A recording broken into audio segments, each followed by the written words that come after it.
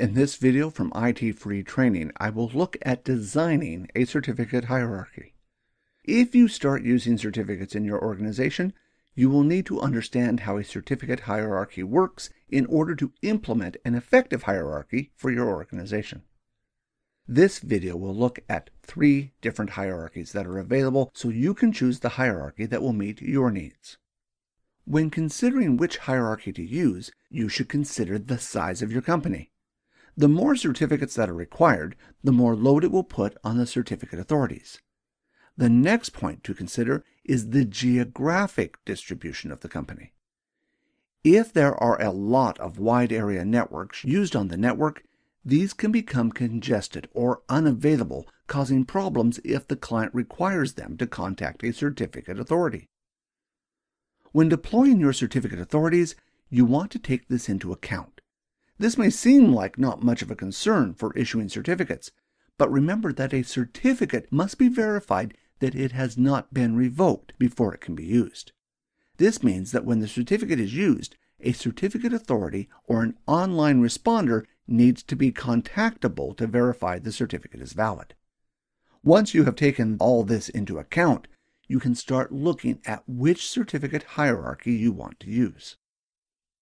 A single-tier hierarchy is simply a network that has one certificate authority. It is mostly used in small organizations with only up to a few hundred employees.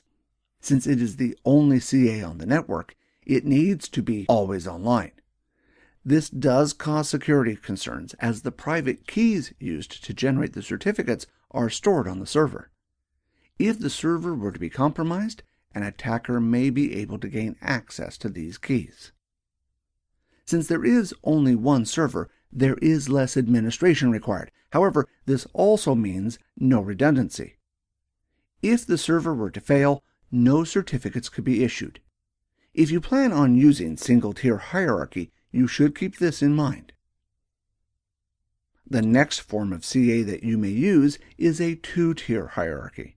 To improve security, once the second-level CAs have their certificates, the root CA is usually taken offline until it is needed again. 2-tier offers redundancy and can also offer additional functionality.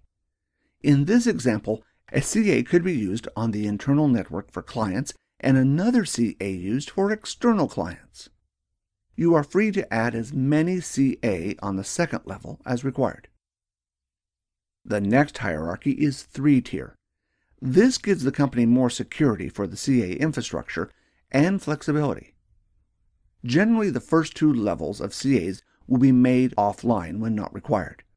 Once they have issued their certificates to their subordinate CAs, they are no longer required to be online.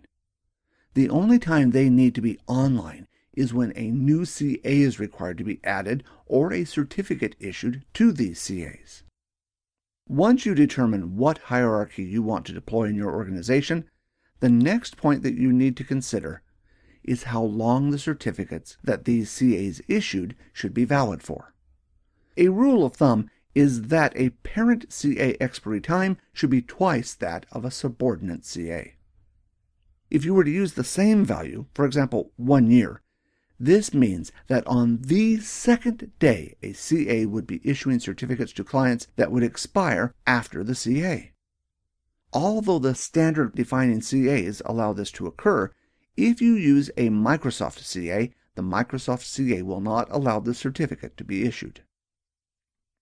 If you have 2 levels of CAs, a normal practice would be to have the root CA configured to 20 years, the second level to 10 years, and the certificates issued configured for 5 years.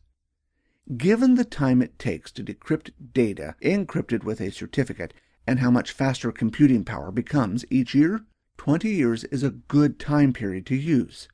For a root CA, it is unlikely that you would use a value that is greater than 20 years. Thanks for watching this video from ITFreeTraining. For more free videos, please feel free to subscribe or visit our website. See you in the next video.